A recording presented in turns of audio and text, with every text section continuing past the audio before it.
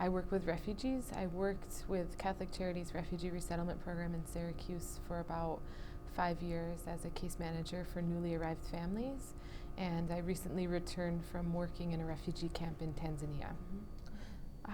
So refugees are people who have fled war or conflict or political persecution in their home countries, political or ethnic persecution in their home countries.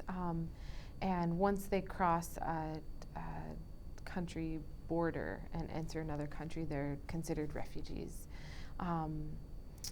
So what often happens is when there's a big displacement of people and hundreds, thousands, tens of thousands of refugees moving into a second country, a bordering country to their homeland, then often UNHCR will respond to that and work with the government of the second country to designate an area where the refugees can stay and set up some basic assistance and make sure basic needs, shelter, safety, food are met.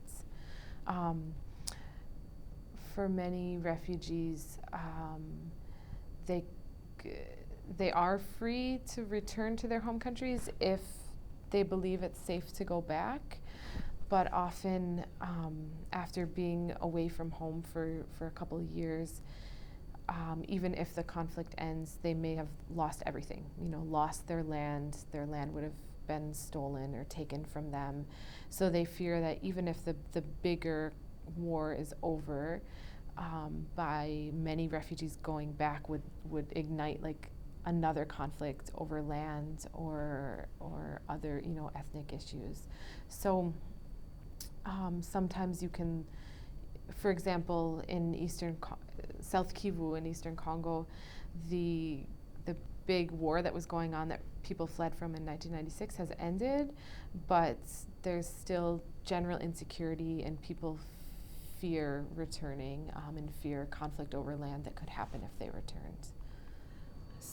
The UNHCR advocates for resettlement, and this is available to just a very small percentage of refugees. I think globally, maybe 1% of refugees are actually resettled in a third country.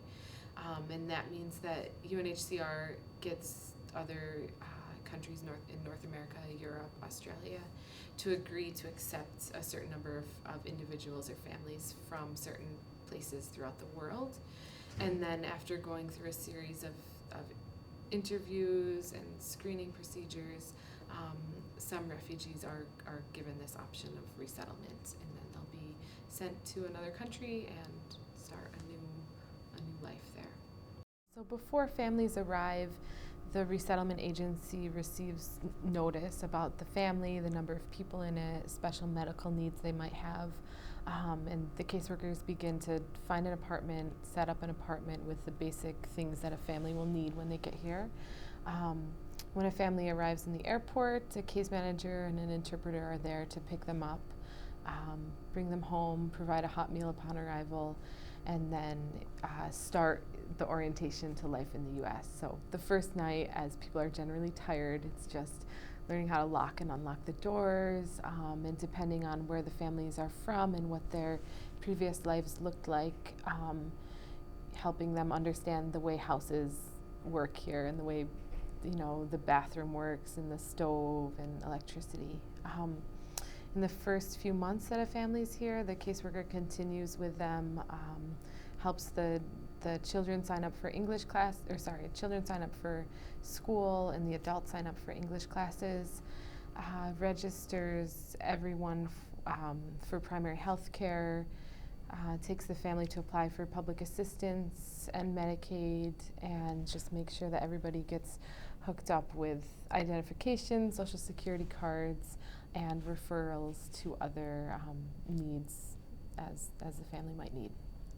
From what I've seen, I think coming to the U.S., coming to Syracuse as a refugee is at the beginning kind of a bittersweet experience, that many families are both excited about this opportunity and the chance to get out of a refugee camp where many of them have been for years, but it's also really challenging to start a new life in a new country that is so, drastically different from where families are coming from.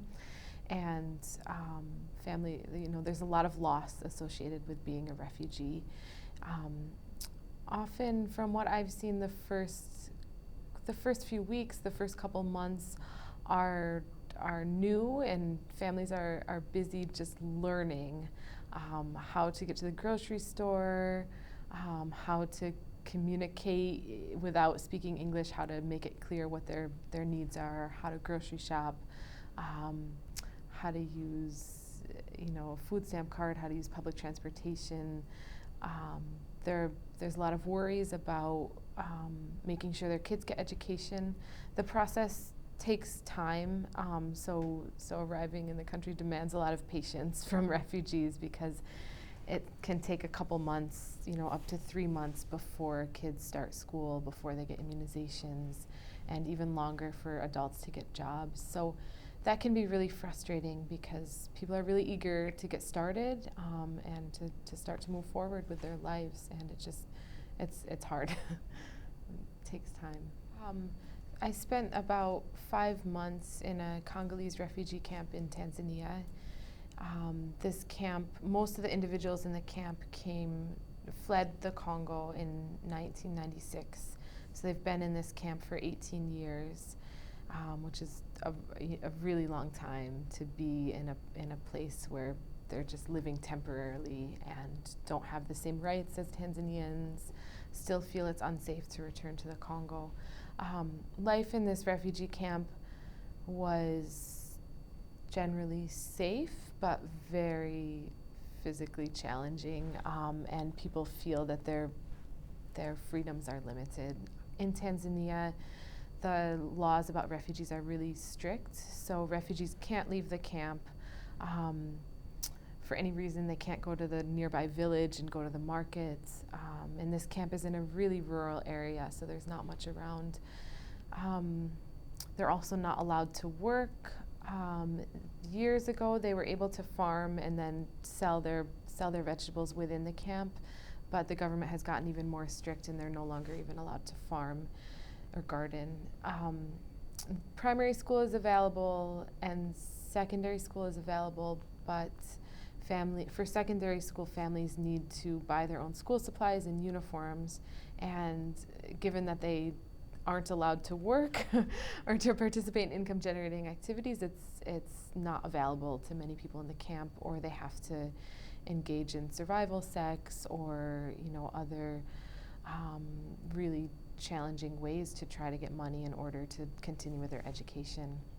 So from what I saw, people are frustrated. They feel like their lives are on hold, and being in a camp for 18 years, they never expected to be there that long. They thought maybe within a year of fleeing conflict, they'd be able to return to their home country, and then conflict continued, new conflict started, and they're really struggling with feeling like they've lost years of their lives.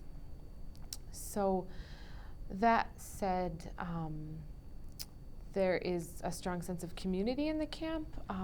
Everybody knows each other and lives close together, and there's really kind of good support systems,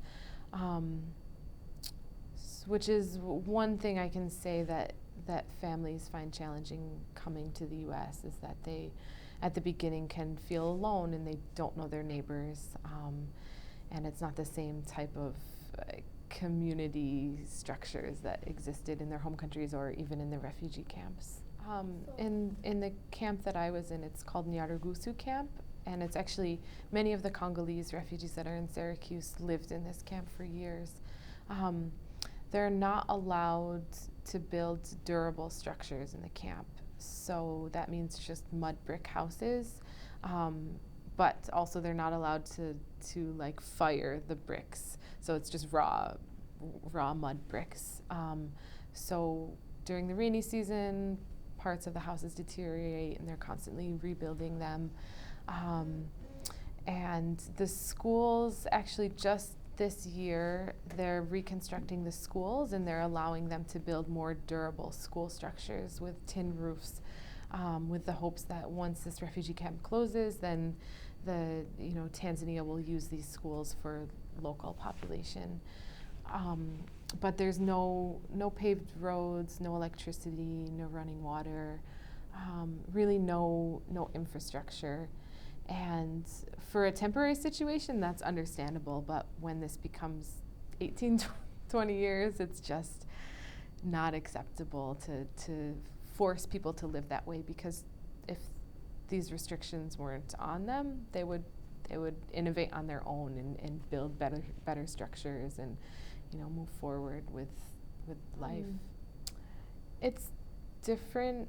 The rules governing refugee camps depend on the country in which the camp is, and as much as I initially thought, well, UNHCR, which is the United Nations Head Commission for Refugees, should really pressure the governments, and how can they allow the conditions in this specific camp to be so tough. Unfortunately, UNHCR can't supersede the power of a country's government, so their power there is limited. But some of it, the conditions for refugees in the country in which they're refugees, really vary. For example, in Kenya, there are refugee camps, but there's also urban refugees. So these are individuals who have gotten permission to leave the camp and live in cities, and they keep their refugee status. They're still eligible for resettlement if they get approved, but they're allowed to live in the cities, try to find jobs, try to go to school, whereas in Tanzania that's not allowed. And there's various political reasons for that. Sometimes people in Tanzania would say it's security concerns. Other times it would just be, it's a really poor country and we're worried about how it would affect our economy. So it varies within. Right. I know for the past 4 or 5 years, the 2 resettlement agencies have accepted about 1,000 refugees a year. And resettlement in Syracuse has gone on since the Vietnam War, so about 30 years. And in the past 5 years, 5 to 10 years, we've gotten a lot of refugees from Eritrea, Iraq, Afghanistan, Iran, Somalia, Sudan, Congo, Liberia, Cuba, Burma, Bhutan. Those are the biggest groups, and then here and there some individuals from I think Mauritania, Rwanda, Burundi. Actually, we have a number of Burundi refugees in Syracuse. Ukraine. It's been really amazing to see how refugees progress, because as a case manager, I work really intensely with families in the first few months that they're here, and then maybe throughout that first year I'll see them occasionally after the service period is over. And I guess, the initial surprise is with children that when they arrive know no English, and then they start school and I see them a month later and I'm just amazed at how much English they've learned in such a short time. In general, adults are really eager to work, and many families have done very well, have really succeeded, saved money, bought houses, bought cars, and youth and students who have just excelled incredibly in school. There's some families that I worked with that when they arrived, again, the children knew no English and maybe were teenagers when they got here, started high school, and somehow within 4 years had learned enough English to pass all of their regions and graduate from high school and then go on to college. So that's really incredible, really inspiring to see people who came from such difficult backgrounds just arrive and decide that they want to take advantage of the opportunities available to them, even though it's so challenging and so tough to succeed, even for American-born families. But that's really amazing, especially students who had missed their educational background before coming here had a lot of gaps in it. They missed years of school because of being displaced or not having money to pay school fees, but they get here and not only catch up, learn a new language, and then succeed. I really do love working with refugees.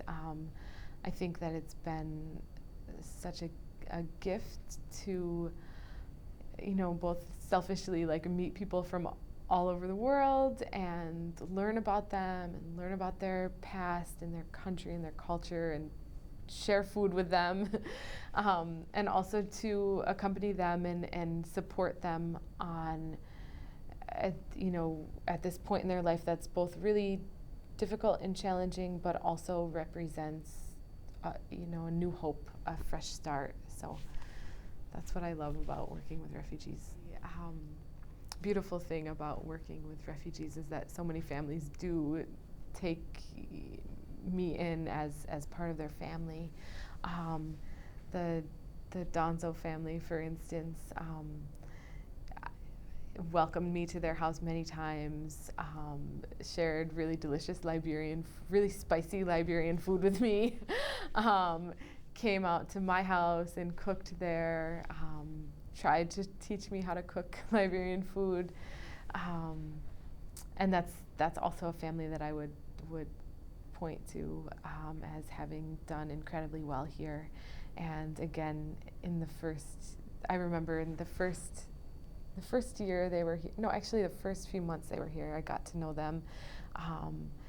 And then I left and was working in Tanzania, and the Donzo girls called my parents, I think, every single day when I was gone for 7 months to just check in on mom and dad, because they knew that they would be lonely because I wasn't around. So really, I've learned so much from this, the way of caring for people and families that many, the Donzo families definitely demonstrated, and that many families I've worked with have shown.